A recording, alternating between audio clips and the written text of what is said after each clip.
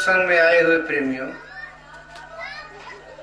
इस 18 मई के भंडारे में आए हुए प्रेमियों, आप सबको अपने हृदय से आशीर्वाद देते हैं।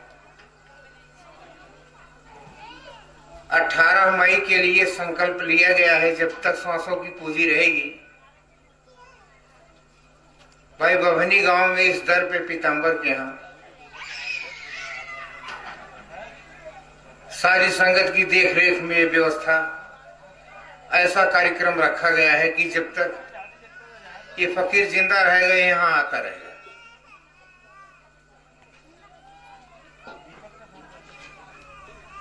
सत्संग का लाभ अपनी जीवात्मा के हित के लिए कौन कौन से वो लोग हैं जो कर जाएंगे? सब लोग ऐसा नहीं कर पाएंगे।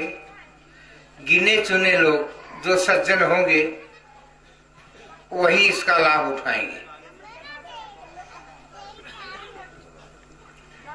और इतनी दूर चल के बुढ़ापे की अवस्था में केवल सज्जन की तलाश में हम आते हैं और आए हैं, अब आते रहेंगे जब तक हमारे श्वास की पूंजी रहेगी।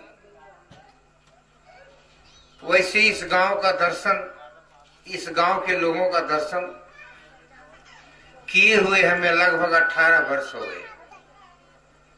आज के 18 वर्ष पहले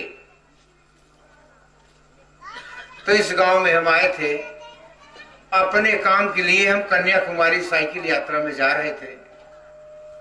कुछ प्रेमी मिले जो हमको बुला करके ले आए। 6-7 दिन यहाँ हमको रोके। तो तब से इनसे जान पहचान, बच्चों से देखो यहाँ आना जाना। भाई जैसे तुम अपने बच्चों से प्रेम करते हो, वैसे इस रास्ते के फकीर को जो मिला उसी प्रकार से उस बच्चों से ये भी प्रेम किया। तो प्रेम बहुत बड़ी चीज है। प्रेम के ही बस में होकर के मर्यादा पुरुषोत्तम राम लक्ष्मण सीता सबरी के आश्रम में पधारे थे, और इनमें से हम लोग हैं नहीं। लेकिन ये है कि मार्ग वही है, प्रेम करने का रास्ता वही पकड़े हुए। अब वो कब आए थे उनको तो हम और आप देखे नहीं। दर्शन पर्शन दोनों तरफ से होता है। हम आपको देख रहे हैं, आप हमें देख रहे हो। तो देखो 18 वर्ष से हम आपको देख रहे हैं, आप हमें देख रहे हो। कितना फायदा उठा पाए हो, अभी कितना और उठाओगे। इस सत्संग में अपनी रहनी गहनी बनाओगे, आना जाना रखोगे, सत्संगियों से प्रेम करोगे, तो सारी चीजें मिलती चली जाएंगी।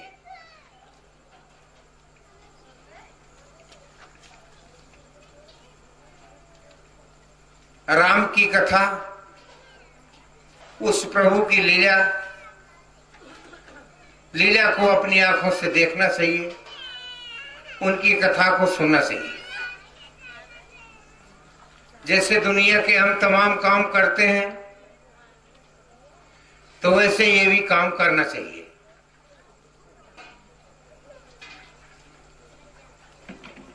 उनकी लीला देख करके अपने अंतःकरण में उतारो कि ये लीला जो हमारी आंखों से दिखाई दे रहा है, ये हमारा हित करेगा या इससे हमारा अनहित होगा।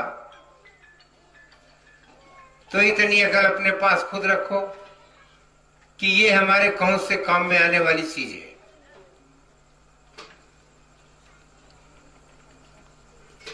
मालिक के कथा का समय उसको श्रवण करो। उनके कथा को सुनने से जीवों को क्या लाभ होता है, तो ये चीज समझ सोच करके अपने इस काया रूपी महल में एक एक शब्द चुन चुन करके रखो। जिस समय श्वास की पूंजी खत्म होगी तो जो चुन के रखे हो वही तुम्हारे काम में आएगा, वही तुम्हारे साथ जाएगा। ये उधर का धन है, इधर का नहीं। इधर का भी धन ज्यादा मात्रा में कमाओ। खेती गृहस्थी, नौकरी चाकरी, धंधा, बिजनेस रात दिन तुम करो, हम मना नहीं करते। लेकिन देखो, इधर की चीज इधर काम में आएगी, इधर की चीज उधर तुम्हारे काम में नहीं आएगी। यह इधर की चीज चाहे तुम कितना कमा लो, समय होगा चलने का तो और चीज तो छोड़ो, एक बूंद पानी क्या पता हलक से नीचे उतरता कि नहीं उस समय। इधर की चीज और इधर की ये काया यही छूट जाएगी। चलना अकेले है, किसके साथ हमें जाना है उसको कभी देखे नहीं। अब ये है कि अगर हम किताबें पढ़ते हैं, किताबों को लिखने वाला चला गया, जो उस समय रहे जिसको ज्ञान दिया वो उनकी समझ में तो किताबें आई, जो ज्ञान दिया वो भी चला गया, जो ज्ञान लिए वो भी चले गए। अब किताबों का अध्ययन करके हमको आपको क्या मिलेगा? चलती बेरिया तक यही तमाशा, यही चीज समझ में आएगी कि कह गए रहत न खाटी मीठी, पढ़ते लिखते रहे न खट्टा लगा न मीठा लगा, ऐसे ही रहे। दुनिया के लोग देखो कहां तक चले गए, चांद को पार कर गए, सूरज पर जाने की कोशिश कर रहे हैं। इतना देखो आगे निकल गए मानव, लेकिन विचारधारा और आदत इस पे कोई सुधार नहीं। सतयुग में सबकी आंखें खुली थी, नाक कान खुले हुए थे, जब तक दिल में आए यहां रहे, कोई रोक टोक नहीं, अपने देश चले गए। त्रेता में मर्यादा पुरुषोत्तम राम आए, वो यज्ञ का प्रावधान था उस समय, उनकी भी सीमा समाप्त हो गई। द्वापर युग लगा, कन्हैया जी आए, वो पूजा का युग था, उनकी भी सीमा समाप्त हो गई, वो चले गए। कलयुग लगा, कलयुग में भी कुछ होगा, उसका हम और आप पता लगाएंगे तो ही काम चलेगा। ये कहने से कुछ लाभ नहीं होगा कि हमारे पूर्वज 10-20 गांव के राजा थे, मालिक थे। अगर कोई पूछे कि भाई तुम्हारे पास कितना है, तो बोलो कि अरे भाई वो तो सब बेच बिकिन डाले, कुछ गवर्नमेंट सीढ़ी वगैरह में ले लिया, तब तो हमारे पास उतना नहीं। फिर भी कितना है? तो भैया 2-4 बीघे जमीन है। तब जो 2-4 बीघे जमीन है तो उतने में तुम बात करो।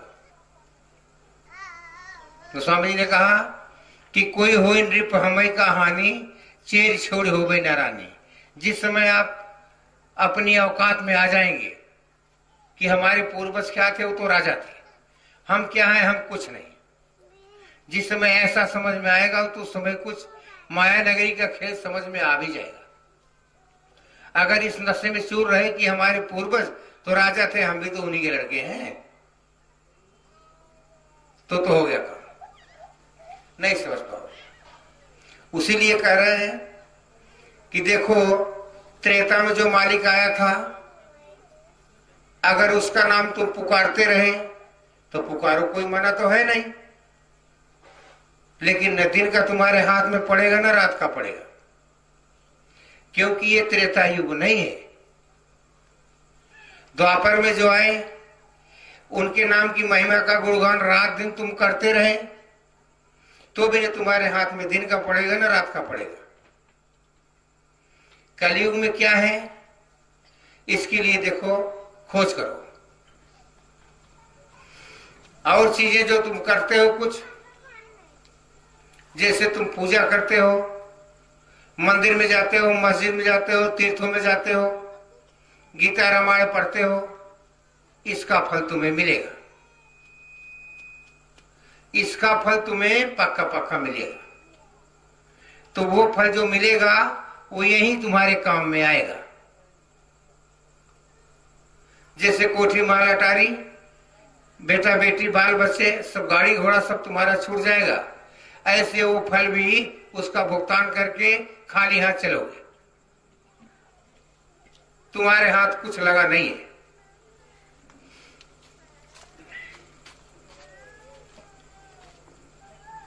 तो इसके लिए गोस्वामी जी लिखे कि 4 दिन पहले वारंट आएगा, भाई काय रूपी महल खाली करो, मालिक का बुलावा आया है, हम तुमको वो संदेशा देने आए हैं। 4 दिन के बाद 3 दिन खत्म होगा तो चौथे दिन हम तुम्हें लेने के लिए आएंगे।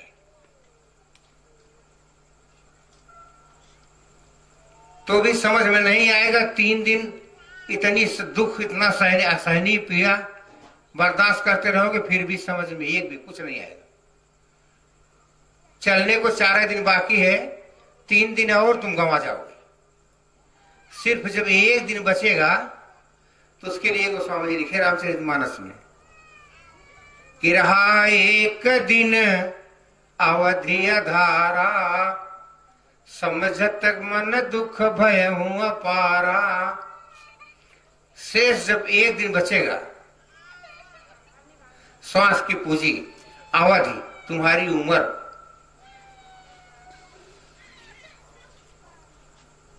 तो तुम्हारी तब समझ में आएगा कि जो कुछ हम कमाए रात दिन एक करके, गीता पुराण रामायण और देखो दान पुण्य किए, तीर्थों का चक्कर लगाए, मंदिर गए, कथा पुराण सुने, तो वो सब संपत्ति तो हमारे सामने सब भरी पड़ी है, लेकिन आज ये हमारे काम में नहीं आने वाली। एक सुई की नोक बराबर हमारे साथ जाने वाली दिखाई नहीं दे रही। आंखें पथरा जाएंगी, टंग जाएंगी, ये पल के खेलना बंद कर देंगी। तो वही जो तुमको वारंट तुम्हारे हाथ में देने आया, तो अभी तो अकेला आया था, अब 4 के साथ 3 को और लेके आया, वही खड़ा दिखाई देगा।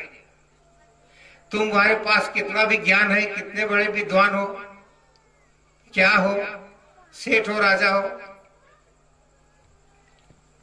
कितना भी तुम्हारे पास धन दौलत है, लाखों करोड़ों की दौलत उसको दो जो आया है तुम्हें ले जाने के लिए, तुमको बख्शेगा नहीं, क्योंकि ये तुम्हारा धन जो समझ रहे हो ये उधर चलता नहीं।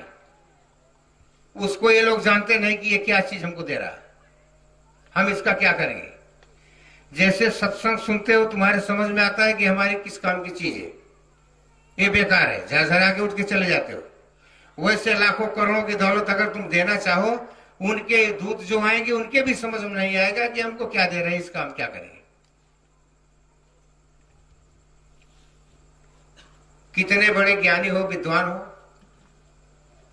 कोई भी ज्ञान की चीज उनको बताओगे कि भाई देखो तुम थोड़ा ठहर जाओ, हम एक विद्वान आदमी हैं, तुमको आओ हम महाभारत सुनाते हैं, रामायण सुनाते हैं, सुनेंगे वो लोग क्या? वो निश्चित समय पर तुम्हें निकाल के लेके जाएंगे। कथा कहानी सुनने की आदत हमारी आपकी पड़ी है, उनकी नहीं पड़ी है, वो ये चीज जानते ही नहीं। पहली बात तो तुम्हारी भाषा समझ नहीं पाएंगे, जैसे तुम चलते हो वैसे उधर के लोग चलते नहीं, जैसे देखते हो वैसे उधर के लोग देखते नहीं, और जैसे तुम मुंह से बोलते हो हमारा आप बोलते हैं, ऐसे वो लोग बोलते नहीं। नाना प्रकार का कर्म आप हम हाथों से करते हैं, वो ऐसा करते नहीं। पानी में हम और आप चले तो डूब जाएंगे, नहीं चल पाएंगे। वो पानी में ऐसे चलते हैं जैसे टप टप टप टप घोड़ा चले, उसका पांव भीगे ना, ऐसे पानी में चलते। आग में हम और आप जाएंगे, जल जाएंगे, वो सीधा आग में जाएंगे, कुछ नहीं होगा उनका। शरीर हमको आपको जो मिली हुई है, इस शरीर का नाश समय है, उस समय पर ये नाश हो जाएगा, खत्म हो जाएगी। उनकी शरीर ऐसी है कि वो खत्म ही कभी नहीं होगी, चाहे प्रलय महाप्रलय तक उनके पास जा नहीं सकता। पता नहीं वो लोग कब से हैं, आज भी हैं, और आगे बहुत समय तक वही लोग रहेंगे और कोई नहीं।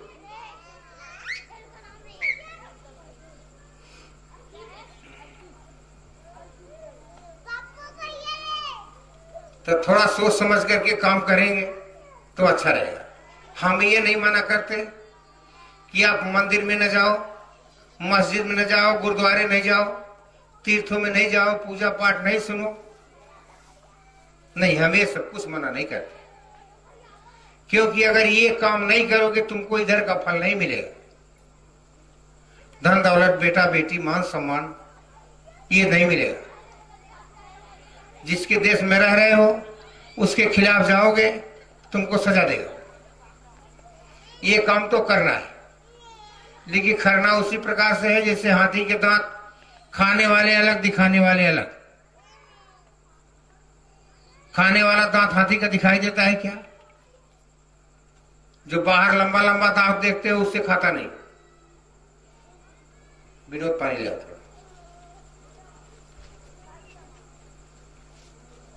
तो इस प्रकार की सारी बातें हैं। इधर का काम इस जड़ शरीर से करो, जड़ से जड़ का काम। ये जितने काम करते हो सब जड़ काम है। फल भी तुम्हें मिलेगा तो वो भी जड़ है। क्योंकि फल खाने के लिए तन धारण करना पड़ेगा, और तन धारण करते समय लिखे गोस्वामी जी महाराज की जन्मत मरत सहस दुख हुई। जन्म लेते समय और खत्म होते समय, समय सीमा समाप्त होते समय चलती बेरिए नाना प्रकार असहनीय पीड़ा होगी।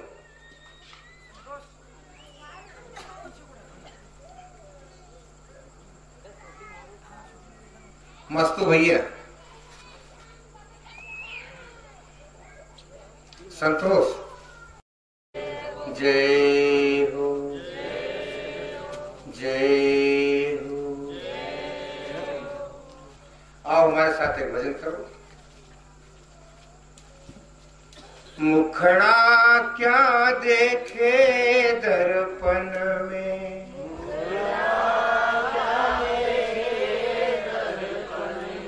मुखड़ा क्या देखे दर्पण में,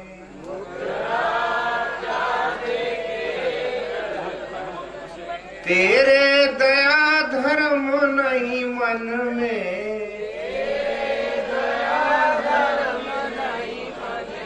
मुखड़ा क्या देखे दर्पण में,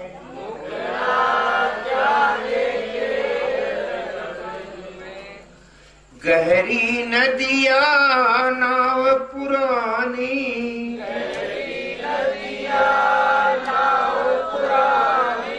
उतरन चाहे क्षण में, मुखड़ा क्या देखे दर्पण में,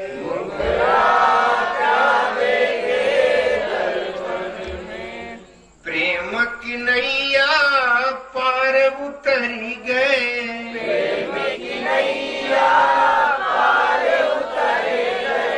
पापी डूबे जल में,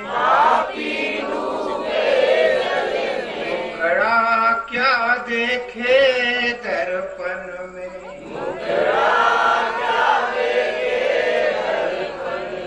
दर्पण देखत मोछ मुरेरत,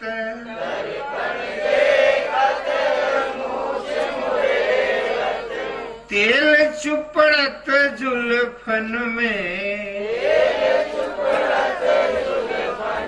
मुखड़ा क्या देखे दर्पण में,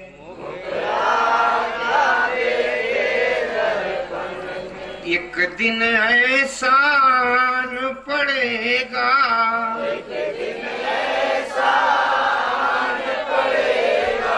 धूल उड़ेगी यही तन में,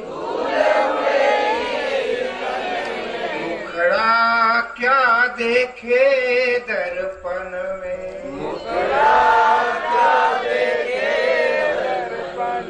आम की डार कोयलिया बोले,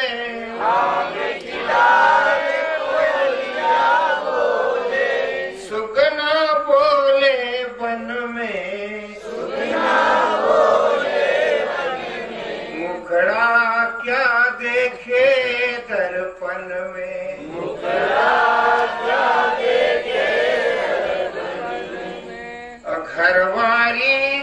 नहीं मेरा जी,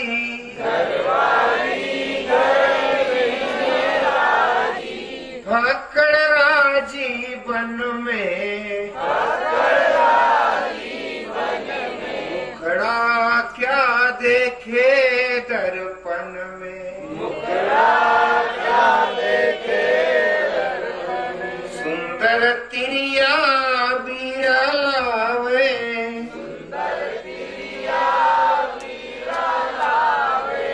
सेवा चाहे अंग में, मुखड़ा क्या देखे दर्पण में,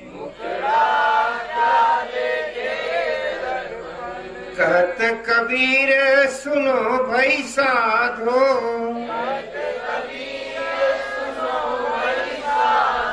ये कोई ना जई है संग में,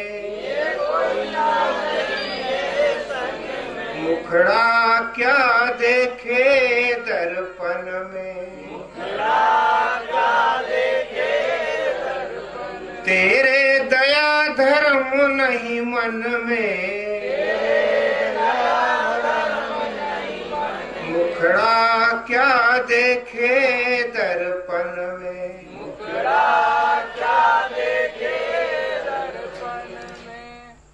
जय हो।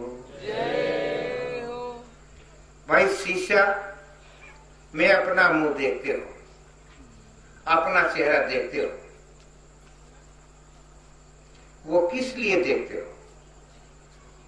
अपना चेहरा इसलिए देखते हो मोह छेड़ते हो कि हम मर्द हैं। कुछ दया धर्म तुम्हारे अंदर है कि नहीं? तो कहते हो हम बड़े धर्मात्मा हैं, बड़े दयालु हैं। लेकिन हम कहते हैं ऐसा नहीं है। दया किसके ऊपर करना है?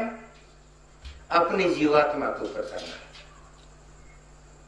कि पता नहीं कहां कहां भटका खा करके अब की बेचारी मानव तन पाई, नाना प्रकार के तन में गई, वहां क्या खाने को मिला, क्या पीने को मिला, सड़ा गला अच्छा, तो देखो मानव तन में आई है तो चुन चुन करके खा रही है, चुन चुन करके पहन रही है। हमें आपको अपनी जीवात्मा के ऊपर दया करना है कि फिर इस काल और माया के जाल में न फंसे। अब की पासा ना पड़ा, सब जानते हो, तो फिर 84 जाए, तो फिर बताओ कितना बड़ा तुम्हारा घाटा। रोते चिल्लाते फिरोगे, कोई सुनने वाला नहीं। उस मालिक की दरगाह से संत फकीर भेजे जाते हैं यहाँ की, जाओ सबको बुला के हमारे पास ले आओ। वहां हमारी जीवात्माएं नाना प्रकार का दुख उठा रही, सबको बुला के ले आओ। तो जीवात्माओं से वो देश खाली करा दोगे तुम लोग, चाहे पशु पंछी हो, चाहे पेड़ पौधे हो, चाहे नर नारी हो। तो और जो कुछ मटेरियल है हम अपने आप खींच लेंगे। खींच तो हम बहुत पहले लिए होते, लेकिन ये सोचते हैं कि हमारी जीवात्माएं रहेंगी क्या। तुम्हारी वजह से हम सब छोड़ रहे हैं। अगर सब लोग हमें मिल जाते हो तो फिर से हम नई दुनिया, दूसरी दुनिया का निर्माण करेंगे और अच्छा बनाएंगे, माया नगरी और अच्छी बनाएंगे। लेकिन यहां से कोई जाने के लिए राजी नहीं। उस मालिक में इतना समर्थ नहीं है कि फिर ऐसी दुनिया और बनाए। नहीं तो कहां से कहां तक देखो लोग ढूंढ रहे हैं, कहीं मानो ऐसे जीवधारी कहीं मिल रहे हैं क्या?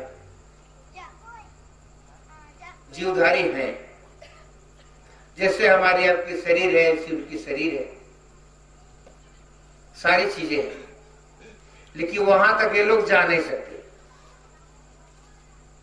जाएंगे विमान लेकर के कोई चीज तो दूर ही जल जाएंगे, ऐसी वहां की व्यवस्था। देखो ये सूरज देख रहे हो क्या? सूरज के ऊपर बहुत अच्छी दुनिया है।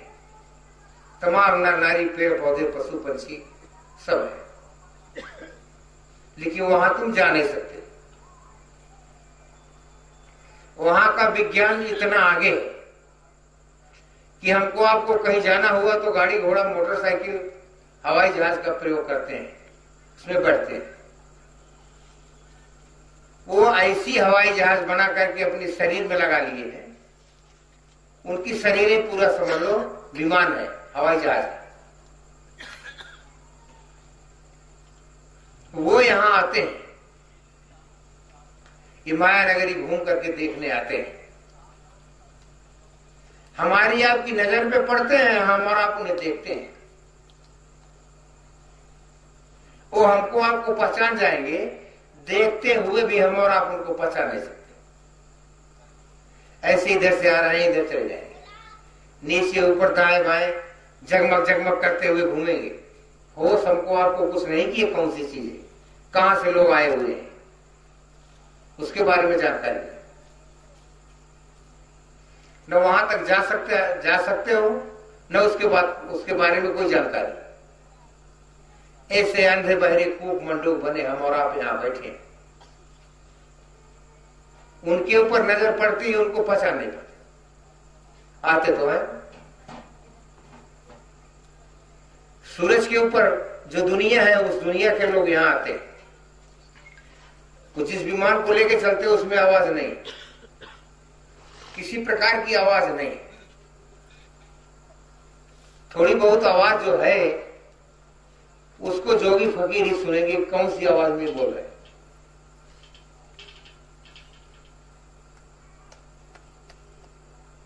ये नहीं कि हमारी आपकी नजर पे वो लोग नहीं पढ़ते, नहीं पढ़ते।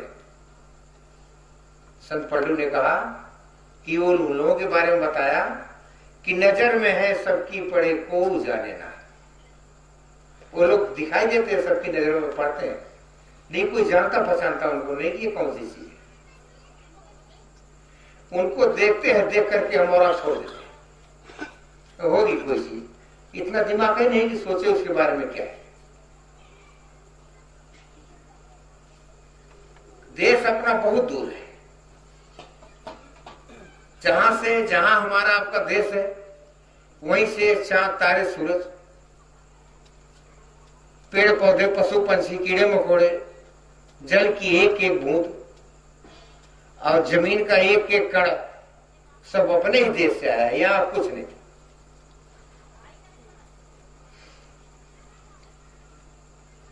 तो ये लोग जड़ लोग कैसे जाएंगे जब चेतन लोग एक तरफ से चलेंगे। चेतन आत्माएं जब यहां से भागने लगेंगी, जड़ भी उसी के साथ भाग ले, और कोई इनके लिए मार्ग, कोई रास्ता नहीं।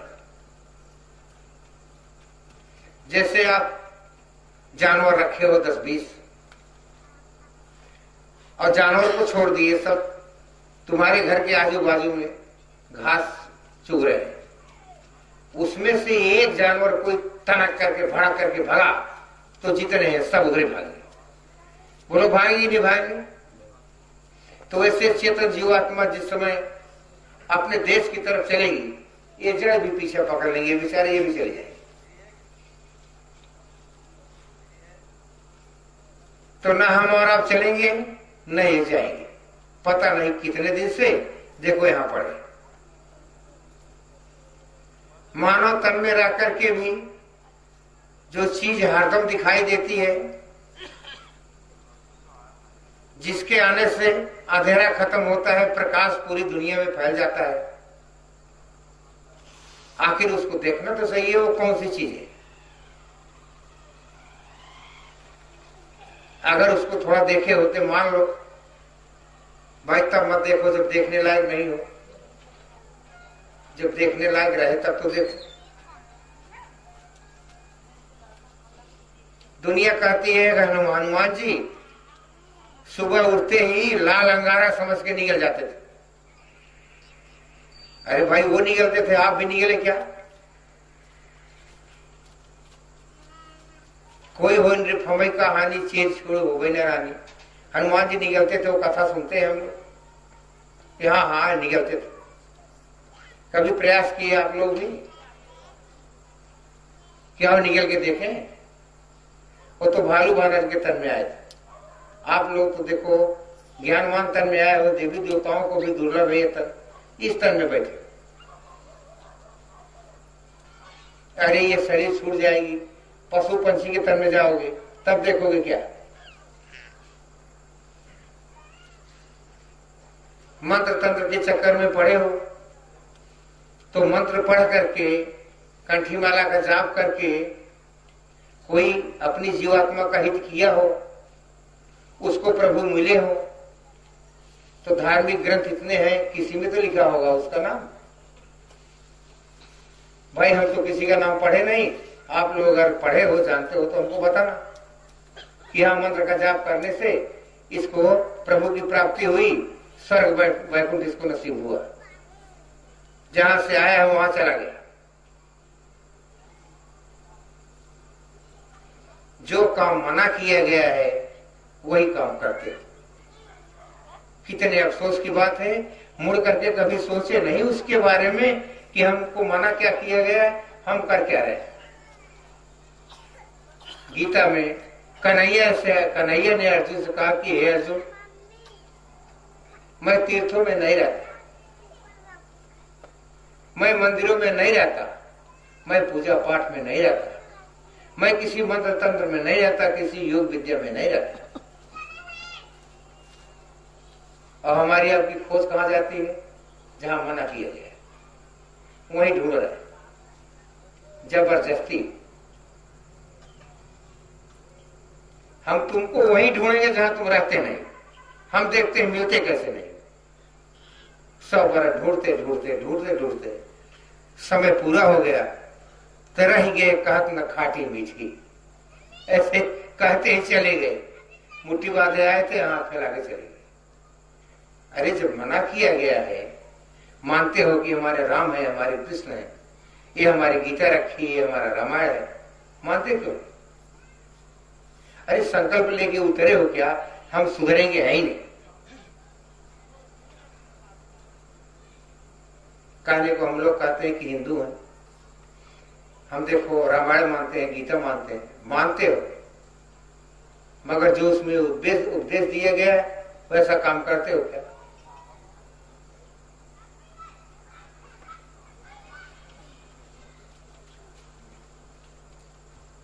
जितने संत फकीर आए सब बताए कि वह प्रभु जिसकी तुम्हें तलाश है, कण कण में मौजूद है, जर्रे जर्रे में समाया है, चारों तरफ की प्रार्थना। तो किसी संत फकीर ने बताया आपको ना, तो संत फकीर के पास जाओगे तब ये सब चीजें दिखाई देंगी तुमको। और सोचो कि गीता का अध्ययन करे, रामायण का, दान पुण्य करे, तीर्थों का चक्कर, मंदिर मस्जिद, तो फिर करो।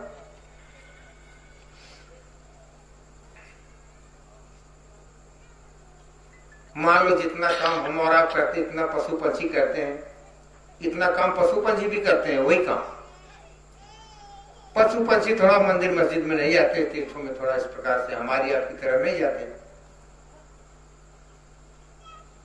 लेकिन पुजारी मंदिर में रहता, भगवान की सेवा आरती करता, दूध से नहलाता, कितनी सेवा भगवान की करता। बीमार पड़ता कहां जाता? बाई चांस हुआ वह भक्त भगवान का बीमार पड़ा तो किधर भागा? डॉक्टर के पास गया। वही काम हम और आप भी करते हैं। कभी मंदिर पे चले गए, पेड़ा लेटू मिठाई लेकर के वहां चढ़ाइए, दान पुण्य करिए। भाई साथ में लगा परिवार, पशु पंछी, इसमें से कोई भी बीमार पड़ा तो कहां जाते हैं? भाग करके डॉक्टर के पास जाते हैं। उधर की याद आती है क्या? उधर की याद तब आएगी डॉक्टर मना कर देगा कि भाई अब ये नहीं बचेगा। तब ध्यान में आएगा, ख्याल में, कि चलो कोई जोगी फकीर से दुआ ही ले ले। तो इतनी जल्दी तो कोई रखा नहीं कि तुमको मिल जाएगा, दया दुआ तुम फटाक से तुमको दे देगा। तो इसके बाद दिमाग में आएगा कि चलते हैं, अब चारों तरफ से हार थक गए हैं, इतनी रुपया पैसा भी खर्च किए, डॉक्टर मना कर दिया, अब चलते हैं मंदिर की चौखट में माथा पटकते हैं, भगवान को मनाते हैं। उधर गए तो तुम माथा फोड़ फोड़ के अपना सिर फाड़ डालो, एक भी देवी देवता बाहर निकलता हुआ दिखाई दे तो जय हो बोल के तू देना। अरे ये सब काम जो करते हो ये तो फल पाने के लिए करते हो। तुमको बेटा बेटी मिलेंगे, नौकरी चाकरी और सारी चीज, तुम्हें फल मिलेगा। लेकिन ये सोचो कि बीमार आजार हो जाए तब भी कुछ हमें मदद मिलेगी यहां से, तो कुछ मदद मिलने वाली नहीं है। बीमार आजार हो जाओ तो उसके लिए देखो, संतों फकीरों में सबसे पहले संत कबीर आए थे, वो बता के गए कि तुम्हारी इस काया में एक जड़ी रखी है, कितना भी भयंकर मर्ज होगा, खतरनाक मर्ज होगा, तुम उस जड़ी को निकालो, कूटो पीसो रगड़ो लगाओ चंगा, इसी में से निकाल के लगाना है। अब वो जड़ी कहां रखी है जानते तो है, कहते भी गाते भी हैं, गुरु ने दीनी मोहे अजब जड़ी, काया नगर अगा अजब ये बंगला, या में गुप्त धरी। अरे कहां गुप्त धरी? गुप्त धरी रह जाएगी, प्रकट भी होगी। अगर वह जड़ी प्रकट हो जाए तो अच्छी बात, क्यों भागना पड़े, अनायास कुत्ते की मौत क्यों मरना पड़े। 100 बरस की उम्र लेके आए हो, कम से कम 100 बरस तो जी चलो। जड़ी का पता नहीं लगाए, दवा खा करके कब तक बिताओगे, कब तक समय कटेगा दवा खा खा के।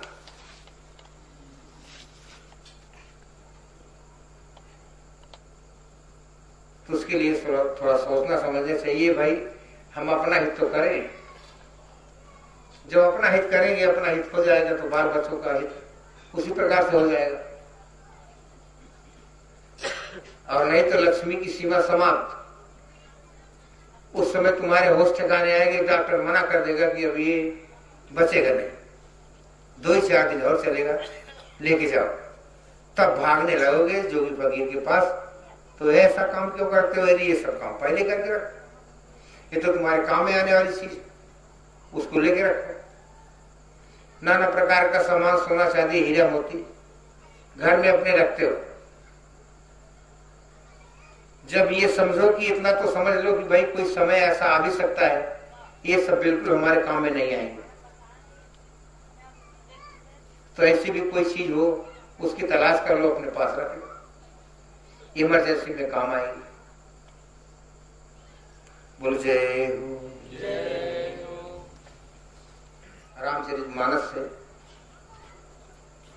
थोड़ा सा कुछ प्रसंग लिया गया है, तो उसकी तरफ चलते हैं। ये है क्या रामचरितमानस? क्या है? किसी राजा रानी की कहानी नहीं है। ये बहुत बड़ी भूल है कि जो हम राजा रानी की कहानी समझ करके अन्यथा समझ के छोड़ देते हैं। जो यहाँ आया ही नहीं, माँ के गर्भ से पैदा नहीं हुआ, प्रकट हुआ जैसे सूरज प्रकट होता है, तो उसके बारे में अनायास झगड़ा लड़ाई करना अच्छी बात है क्या? उसके बारे में झगड़ा लड़ाई तब करो कि जब ज्ञान प्रकट हो, जैसे भगवान प्रकट होते हैं। प्रभु प्रकट हुए थे कौशल्या की गोद में, ऐसे सूरज प्रकट होता है। इसी प्रकार से ज्ञान भी प्रकट होता है। जब ज्ञान प्रकट हो जाए तो देखो लड़ाई झगड़ा नहीं करोगे, बोलती बंद हो जाएगी। जब तक ज्ञान प्रकट नहीं है तब तक जिस किसी से मिलोगे तो वही है, लिखे गए पहले, ज्ञानी से ज्ञानी मिले खोवे 2-2 बार, गदहा से गदहा मिले खावे 2-2 लाख। तो जो चीज किताब पढ़ करके हम अपनी आंख से देखे नहीं, उसके बारे में कोई ज्ञानी विद्वान मिल भी जाए, हम क्या बात करेंगे? जब तक ज्ञान प्रकट नहीं होगा तब तक अंधकार छाया ही रहेगा, अंधकार मिटेगा नहीं। जैसे सूरज निकलता है अंधेरा खत्म हो जाता है, वैसे ज्ञान प्रकट होगा तो इन किताबों में क्या लिखा गया है तब समझ में आएगा। इसके पहले इसमें कुछ समझ में आने वाला नहीं। शुरू में बाल कांड में लिखे गोस्वामी महाराज कि मति अनुरूप कथा में भाखी, यद्यपि प्रथम गुप्त करी राखी। अपने मति बुद्धि के अनुसार अनुरूप में कथा का वर्णन करने चल रहा, लेकिन तुम्हारे काम में आने वाली एक नंबर की चीज मैं इसमें गुप्त रखूंगा, इसमें गुप्त रखूंगा।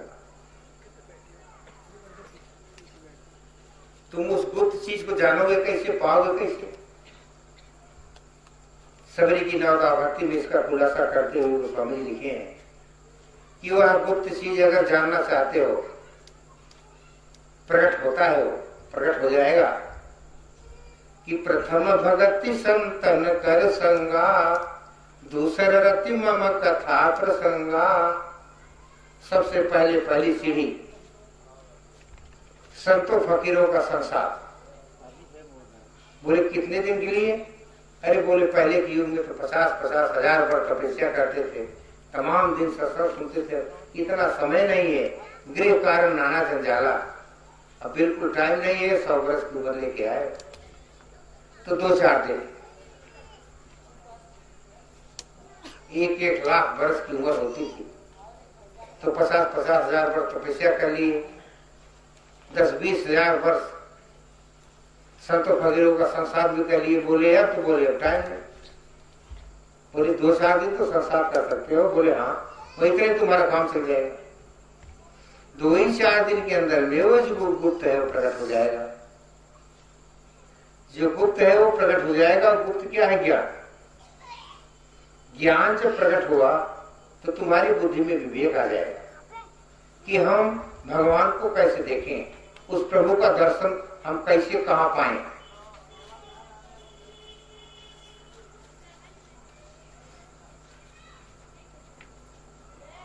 तो तुम्हें तलाश करनी पड़ेगी। ज्ञान प्रकट हो गया तो प्रभु नहीं प्रकट होंगे। अभी वहां तक जाने के लिए कई सीढ़ी आपको पार करना पड़ेगा। ज्ञान प्रकट हो गया, ज्ञानी विद्वान बन गए, तो ज्ञान प्रकट होने से इतना ही कर सकते हो कि प्रभु की खोज कर सकते हो, कहाँ मिलेंगे, रास्ता आपको मिलेगा, कोई नहीं कोई तो बताएगा, आपकी समझ में आएगा कि हाँ ये रास्ता पढ़ के चलेंगे तो ये रास्ता प्रभु धाम तक गई है। ज्ञान प्रकट होने के बाद अगर तुम दुनिया वालों को बहकाने के चक्कर में पड़ गए, कथा किस्सा सुनाने के चक्कर में पड़ गए, लाखों करोड़ों की दौलत तुम्हारे पास इकट्ठा हो जाए, लेकिन वो जो मिलने वाला है वो प्रभु नहीं मिलेगा, वो नहीं मिल पाएगा। वो कैसे मिलेगा? कि जब तक गुरु नहीं मिलेगी। ज्ञान हुआ, अभी कुटमंडूक थे, जब ज्ञान हुआ तो हमें ये ज्ञान हुआ कि भाई बगैर गुरु के प्रभु का दर्शन नहीं होगा। तो गुरु के चक्कर में पड़े, किसी मामूली मानव को अपना गुरु मान गए। भाई गुरु मानना पड़ेगा, जिससे ज्ञान हमको हुआ हम उसी को गुरु मान लिए। नहीं, ज्ञान हुआ गुरु मान लिए, ठीक बात है, लेकिन इतना समझो कि गुरु बदलने वाली चीज नहीं है। गुरु को बदलने के लिए हमारे आपके अंदर इतना सामर्थ्य नहीं है कि हम और आप गुरु को बदल दें, प्रभु को बदल दें। हमारे आपके जैसे जाने कितने लोग आए और देखो चले गए, अपना काम बनाए, गुरु और प्रभु को नहीं बदल पाए। इसके लिए लिखा गया कि गुरु गोविंद दो खड़े। अरे तो दोनों खड़े हैं तो खड़े हैं, हरदम खड़े हैं, रात और दिन खड़े हैं, युग कोई भी हो वो खड़े। सोचो कि हम मन को बदल दें, कैसे बदलोगे? अरे सबसे बड़ा गुरु हम और आप मामूली मानव होकर के एक जीव, नाना प्रकार की कमाई किया पिछले जन्मों में तो बेचारी मानव तन पाई। अब यह तन पा करके गुरु के दर्शन करने के लिए हमको चलना पड़ेगा, उसकी खोज करनी पड़ेगी। और तब तक गुरु की खोज करना है कि जब तक गुरु मिले नहीं साचा, तब तक गुरु करो 10-5 गुरु करो। भाई स्कूल में पढ़ने गए, प्राइमरी स्कूल है, 10 अध्यापक आपको मिले, सब गुरु। 5वीं पास कर गए, अब सोचो हम तो गुरु कर लिए हैं, पढ़ाई पढ़ लिए, पढ़ेंगे नहीं, तो 5वीं पास करके बताओ कौन सी सर्विस तुमको मिलेगी? कोई नौकरी चाकरी रखी क्या 5वीं पास वालों के लिए? दूसरे स्कूल में जाना पड़ेगा। सामने वाला 10 क्लास तक है, 10वीं क्लास तक है, तो देखो वहां तमाम गुरु। 10 क्लास पास करके भी कुछ नहीं कर सकते, इसके ऊपर और उठना पड़ेगा, 12वीं 16वीं तक चलना पड़ेगा। तमाम गुरु मिलते चले गए, गुरुओं की लाइन लग गई, जिसको देखो इतना गुरु। ये इधर की कमाई पेट पूजा के लिए, उधर की कमाई तो देखो गुरु एक ही है। जो सतयुग में था वही त्रेता में, वही द्वापर में, वही गुरु इस कलयुग में। ये लोग बदले ही नहीं, इनको बदलेगा कौन? सबसे बड़े है भाई, इनको कौन बदलेगा? जब तक वह गुरु नहीं मिलेगा तब तक बताओ तुम्हारे सारे काम अधूरे। चलना उन्हीं लोगों के पास है।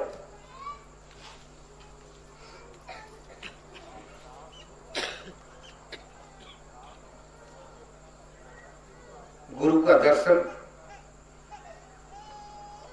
चाहे रात में करो चाहे दिन में करो, जब चाहे तब करो। रास्ता अगर मिल गया तो रात के 12 बज रहे हैं फिर भी गुरु का दर्शन, दिन के 12 बज रहे हैं फिर भी गुरु का दर्शन। 24 घंटे गुरु नाजिर हाजिर है, गुरु सामने है। जिस समय जीवात्मा रास्ता पाने के बाद गुरु दर्शन के लिए चलती है, इस देश का मालिक कन्हैया दौड़ करके दर्शन देता है कि भाई पहले हमें देख लो, हम तुम्हें देख रहे हैं, तो चलो हमारे साथ चलो, हम ही गुरु का दरवाजा खोलेंगे, वो वज्र फाटक वो किवाड़ हम ही खोलेंगे, तभी तुम उनके दर्शन के लिए जा पाओगे। हकीकत में दरवाजा वही खोलता है,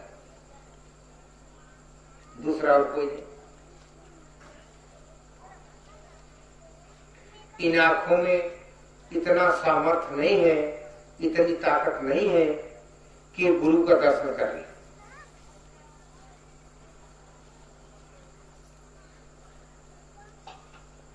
इससे गुरु का दर्शन तुम कर ही नहीं सकते, पा ही नहीं सकते। जब गुरु का दर्शन हुआ नहीं तो ज्ञान कहां से तुम्हें मिलेगा?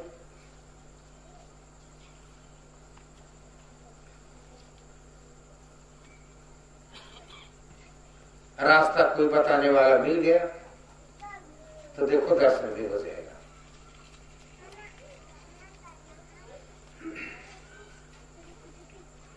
करोड़ों बार मानव तन में आओ और जाओ, न तुम्हें गुरु से मुलाकात हो पाएगी, न तुम्हें प्रभु से मुलाकात हो पाएगी। इस फकीर का ये चैलेंज है। आपके यहाँ इस गांव में आपकी बारे फकीर देखो आया है, तो ये चैलेंज दे रहा कि जब तक गुरु नहीं मिलेंगे तब तक प्रभु का दर्शन किसी कीमत पे नहीं होगा, तुम्हारी जीवात्मा कृतार्थ इसका नहीं होगा। गुरु के दर्शन के लिए लिखे हैं कि करत कष्ट बहु पावई कोई, तब यह जीव कृतार्थ होई।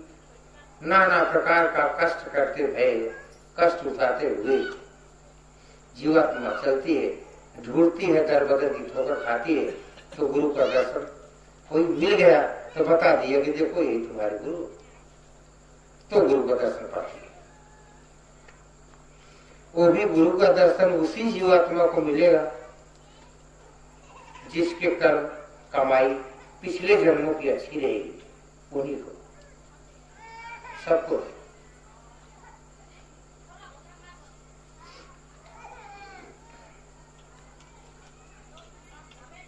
गुरु का दर्शन करके सोचो कि हम किसी को बता दें कि हमारा गुरु कैसा है, नहीं बता सकते। देखिए रामचरितमानस में कि आत्म अनुभव सुख सुप्रकाशा, तब भव मूल भेद भ्रमनाशा। देखो ये सब चीजें केवल आत्मा अनुभव कर सकती है, और अनुभव गम्य है, अनुभव में आएगा। देखोगे सुख शांति आनंद आपको मिलेगा। सोचो कि हम किसी से बता दें, ले आओ कुछ लिख दें, तो बताने लिखने पढ़ने सुनने से परे की चीजें हैं।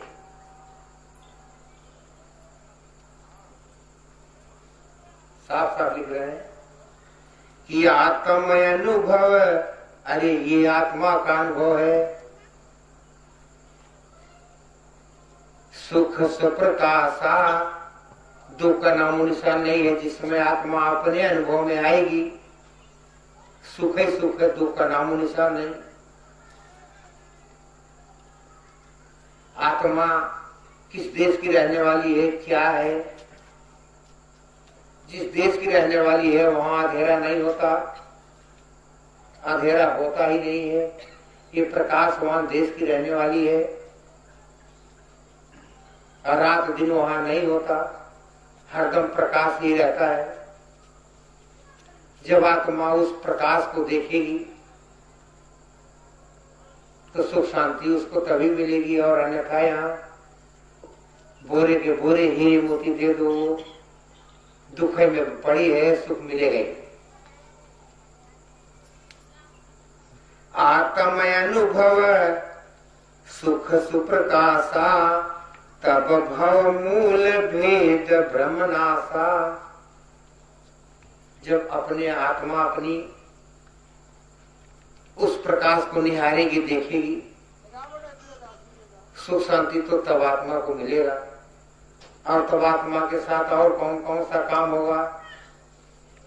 इस भाव सागर में जितनी चीजें वो जानती थी कि ये हमारे काम में आने वाली चीज है, वो सब भेद पाने के बाद वो सब खत्म हो जाएगा, उसका नाश हो जाएगा, उधर नहीं जाओगे। जितना भ्रम है कि ये देवी है, ये देवता है, ये क्या है, ये भ्रम तत्काल तुरंत नष्ट हो जाएगा। कोई घसीट करके तुम्हें ले जाएगा तभी तुम नहीं जाओगे जहां जाते रहे, क्योंकि ऐसे ही साफ दिखाई देने लगेगा। तुम्हारा दिल जिसका कहे उसका दर्शन करो।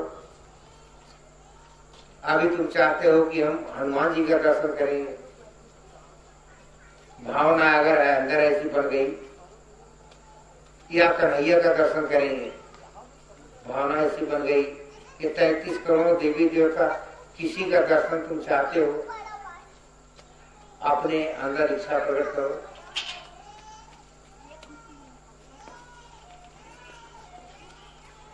तो जो इच्छा करी हो मन माही, हरि प्रसाद कस दुर्लभ नाही। अरे वह प्रभु प्रसाद के रूप में अपना दर्शन तुम्हें दे देगा। जाकी रही भावना जैसी, प्रभु मूर्ति देखी तिन तैसी। आत्मा अपना साक्षात्कार करके अपने निजी प्रकाश में आएगी तो ये 33 करोड़ देवी देवता जिसको चाहेगी कि भाई हम तुम्हारे दर्शन की भूख है, तुम्हारा दर्शन हम करना चाहते हैं, तुरंत सामने आके दर्शन देगा। चाहे तुम बैठे रहो, चाहे लेटे रहो, चाहे रास्ता पकड़ के चलते रहो। कहीं बोल दिए कि भाई तुम हमको बहुत अच्छे लगते, जरा तुम हमारे साथ साथ चलो, तो तुम्हारे साथ साथ चलेगा। बगल बोलोगे तो बगल चलेगा, पीछे बोलोगे तो पीछे चलेगा, आगे बोलोगे तो आगे चलेगा। चलते चलते एक जगह बैठ जाओ और बोल दो कि अब देखो न उत्तर जाना, न पूर्व, न पश्चिम, न दक्षिण, अब तुम ऊपर हमको ले चलो, चलो घुमा के देख के आते हैं, हमको दिखाओ, ले जाएगा ऊपर भी दिखाए। ये सब काम कब करो?